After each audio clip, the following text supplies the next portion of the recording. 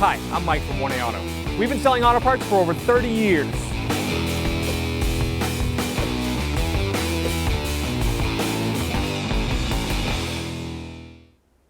What's up guys, I'm Andy from 1A Auto. Today I'm going to show you how to remove and reinstall this visor on this 2001 Ford Focus. If you need parts for your vehicle, click the link in the description and head over to 1aauto.com. Alright, to take this visor off, we can unhook it right here. And there's two Phillips head screws over here. Move this over here like this. Take this one out. Move this over here, loosen this one up, and hold the visor. And then it can grab it and just pull it on. And there's the visor.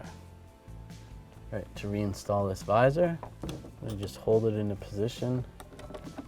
Get this Phillips head screw started. Once that's started a little bit, I can snap it into place right there. Slide this out of my way here. Take the other Phillips head screw. Get that in position.